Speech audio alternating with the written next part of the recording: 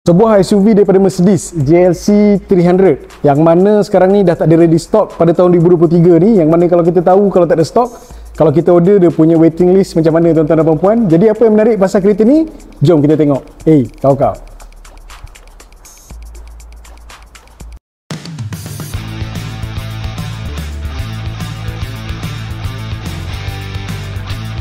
Jangan lupa tekan button subscribe dan button loceng yang ada kat bawah ni, okey? Kau-kau. Sebelum kita mulakan, saya nak minta tolong tuan-tuan dan puan-puan untuk tolong like, subscribe dan share sebab saya baru lagi buat video dekat YouTube ni. Sebelum ni saya banyak buat video kat TikTok. Kali ni kita nak cuba pula buat video kat YouTube. Jadi nak minta tolong subscribe lah terutamanya. So, jom kita tengok kereta ni. Kereta ni kita panggil sebagai GLC 300 menggunakan 4MATIC. Enjin dia pula datang dengan enjin 2.0 beserta horsepower setinggi 258 dan juga top speed sampai 240 km/h dan dia punya 0 to 100 dalam 6.2 saat sahaja. Tadi kalau kita nak cerita pasal insurans kereta ni, insurans ni kalau tak ada NCD maybe akan jatuh dalam 11,000. Kalau ada NCD 55% boleh dapat dalam 5,000 plus minus macam tu. Dan road tax dia pula setinggi 440.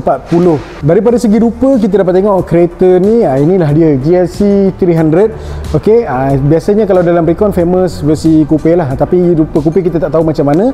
Kalau GLC 300 macam inilah rupa dia tuan-tuan dan puan-puan. Kalau kita tengok dekat bahagian tayar ini, dia datang dengan tayar Continental dan rim bersaiz 20 inci. Dan selain daripada tu, aksesoris yang datang pada kereta daripada segi luaran dia ni adalah dia punya side step. Kalau kita tengok kereta ni SUV yang memang agak besar lah, tapi dia bukan 7 seater, dia masih lagi 5 seater disebabkan kereta ni datang dengan ruang boot yang sangat besar. Selain tu dia datang dengan power boot sekali. Okay, ini dia punya ruang boot dia memang agak besar. Nanti kita tengok kat bawah ni, kita boleh simpan lagi storage dekat bawah ni.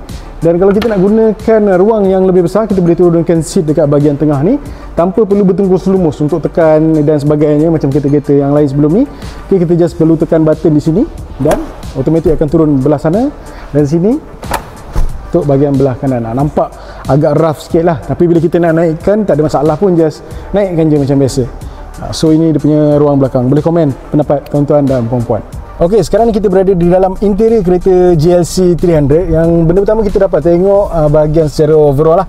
Kita dapat katakan dalam yang sangat futuristik, yang nampak mewah lah dan nampak lebih cantik. Dekat bahagian door panel dia ni, dia datang sekali dengan power seat, memory seat dan juga seat heater. Okey, dia punya power seat ni dia bukan yang tekan biasa, dia menggunakan macam fingerprint. Jadi bila kita tekan, dia mudah bergerak lah, tidak perlu tekan terlalu kuat. Okey, dan kita perasan juga ada ambient light di bahagian tempat buka pintu dan juga dekat bahagian pemegang pintu ni lah. Kita tengok speaker yang datang untuk kereta ni, of course, iaitu speaker yang berkualiti tinggi daripada Burmester. Dan seat yang digunakan untuk kereta ni sama juga, tema warnanya iaitu nude brown dan juga warna hitam. Dekat bahagian tengah sikit, dashboard ni kita dapat tengok diselangi dengan warna dashboard yang hitam menggunakan leather dengan stitching yang berwarna coklat, nampak hampir kepada warna merah tapi warna coklat. Kalau kita tengok dekat dia punya air ventilation pula dekat bahagian aircon dia ni, ada ambient light. Okey, kita ada dekat bahagian kiri ni satu, belah kanan satu, dan bahagian tengah ada 3 lah. Okey, dan diselangi dengan kemasan berwarna silver yang nampak sangat simple.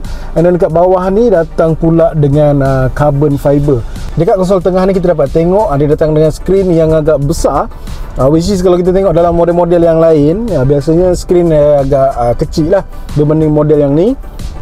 And then skrin dia ni boleh katakan agak besar seperti iPad ataupun tab yang biasa kita gunakan. Dan semuanya berada di dalam ni. Dia punya aircon, radio, media, sistem sebagainya, semua dah store dekat dalam satu iPad ni. Dan ada storage kat bahagian dalam ni. Ada apa ni, diorang panggil sebagai wireless charger. Okey, sekarang ni memang most kereta ada banyak wireless charger. Dekat bahagian belakang masih lagi boleh dapat 2 lagi storage dan juga beserta dengan 2 charging port lagi lah. Yang ni dia menggunakan wire Type C.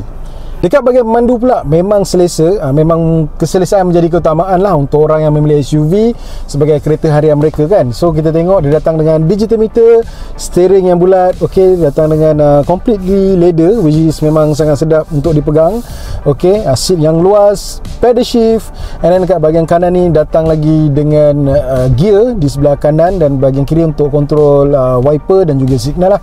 Dekat bahagian steering kita dapat tengok dekat bahagian kiri ada control button yang digunakan untuk dia punya infotainment system, manakala belah kanan digunakan untuk kontrol digital meter. Kat bahagian belakang dia ni memang agak luas untuk saya berketinggian 180. Kalau kita tengok bahagian kaki saya, lutut tidak berlaga dengan kursi bahagian depan, manakala kalau saya setting untuk duduk dengan lebih selesa ataupun saya ke depan dengan kaki, mungkin akan bersentuh sikit lah. Bahagian tengah ni kita boleh turunkan untuk dijadikan sebagai armrest dan dia datang dengan 2 cup holder. Okey, dan juga ada satu kosong mungkin untuk bahagian letak pen ataupun rokok lah. Untuk bahagian USB port pun tak ada dekat bahagian tengah ni, cuma datang dengan 2 aircon. Tapi jangan risau, dekat bahagian tengah tadi tu, dekat konsol tengah ada satu storage yang disertakan dengan 2 Type-C punya wire, jadi kita boleh charge dekat menggunakan situlah bahagian depan tu tadi. Sebelum saya terlupa, dia punya headroof pun memang agak selesa. Okey, agak jauh dengan kepala saya, dan memang agak orang kata tak terhantuk-hantuk lah kalau kita berbampi-bampi gitu kan, sebab memang kereta ni agak tinggi, SUV, of course memang susah untuk kita tergantuk daripada bumbung dan juga kepala kita. Disebabkan unit yang ni bukan unit recon, jadi kereta ni kita bagi harga sama juga macam brand new, iaitu RM430,000 Malaysia. Jadi berapa kelayakan gaji untuk pakai kereta ni? Boleh saya katakan dalam 12,000 ke atas.